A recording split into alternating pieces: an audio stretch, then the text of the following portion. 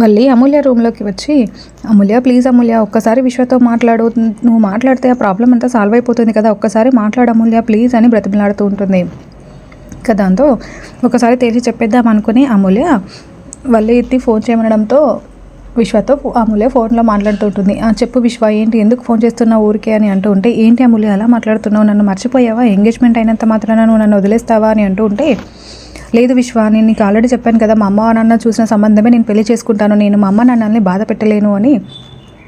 ఆ పెళ్ళి వల్ల వాళ్ళు ఎంతో సంతోషంగా ఉన్నారు, నేను వాళ్ళ సంతోషాన్ని దూరం చేయలేను, నేను వాళ్ళని బాధ పెట్టలేను, నువ్వు ఇంకోసారి నాకు ఫోన్ చేయకు, నన్ను మాట్లాడాలని చూడకు నాతో అని, నేను మా నాన్న చూసిన సంబంధమే పెళ్లి చేసుకుంటానని అమూల్య తేల్చి చెప్పేస్తుంది. అవునా, అలాగా, సరే అమూల్య నీ ఇష్టాన్ని నేను కాదన్ను, కానీ ఒక్కసారి నేను చూడాలని ఉంది, నీతో మాట్లాడాలి అమూల్య ప్లీజ్ ఒక్కసారి నన్ను కలవ్వా అని అంటూ ఉంటే, ఇంకా అమూల్య కాసేపు ఆలోచించి ఒక్కసారి కలిస్తే వదిలేస్తా అంటున్నాడు కదా, సరే వెళ్దామని ఓకే అని చెప్తుంది. సరే అమూల్య మనం ఎప్పుడు కలుసుకునే ప్లేస్కి వచ్చేసేయి అని చెప్పడంతో సరే అని అమూల్య ఫోన్ పెట్టేస్తుంది. ఇంకా అలా వల్లితో అమూల్య బయటికి రావడంతో అప్పుడే వేదవతి చూసి, ఎక్కడికమ్మా వెళ్తున్నావు, తినడం కూడా తినలేదు సరిగ్గా అని చెప్పి ప్లేట్లో అన్నం పట్టుకొని వచ్చి అమూల్యని కూర్చోబెట్టి తినిపిస్తూ ఉంటుంది. మళ్ళీ పెళ్ళైన తర్వాత నీకు తినిపించే అదృష్టం నాకు ఉంటుందో ఉండదో తల్లి అని చెప్పి ప్రేమగా తినిపిస్తూ ఉంటే అమూల్య చాలా బాధపడుతుంది, అంటే ఏడుస్తూ చూస్తూ ఉంటుంది. ఇక ఆ తర్వాత మళ్ళీ భాగ్యం వచ్చి వల్లిని నిద్రలేపుతుంది.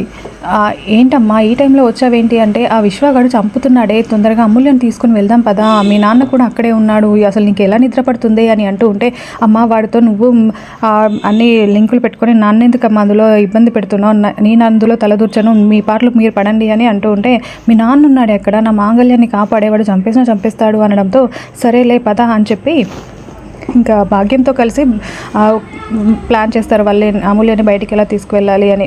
అంటే మెయిన్ స్విచ్ ఆఫ్ చేసి చీకట్లో తీసుకుని వెళ్తే అయిపోతుందిలే అని అనుకొని మెయిన్ స్విచ్ దగ్గరికి వెళ్ళి మెయిన్ ఆఫ్ చేస్తారు. ఇంకా ఇంట్లో అంతా కరెంట్ పోతుంది. ఇంకా అందరూ అయ్యో ఈ టైంలో కరెంట్ పోయింది ఏంటి అని నిద్రపోయిన వాళ్ళంతా మెలకులోకి వచ్చి చూస్తూ ఉంటారు. ఇంకా అలా భాగ్యం వల్లి వెళ్తూ ఉంటే అప్పుడే అక్కడ తిరుపతి పడుకొని ఉంటాడు.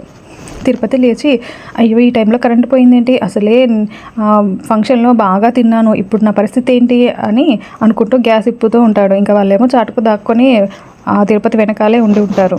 ఇంకా అలా ఆ స్మెల్కి వామిటింగ్ వస్తున్నా ఇబ్బంది పడుతున్నా నోరు మూసుకొని ఆపుకొని మరి అక్కడి నుంచి వాళ్ళ అమూల్య దగ్గరికి వెళ్ళి విశ్వని కలవడానికి అమూల్యని చీకట్లో తీసుకుని వెళ్తూ ఉంటారు. మరోవైపు ప్రేమ ధీరజ్ ఇద్దరు మెయిన్ స్విచ్ దగ్గరికి వెళ్ళి కరెంట్ ఎందుకు పోయింది అని చెక్ చేస్తూ ఉంటారు. మరి అమూల్యని వీళ్ళు కాపాడతారా, ఏం జరుగుతుందో వచ్చే ఎపిసోడ్లో తెలుసుకుందాం. Thank you for watching.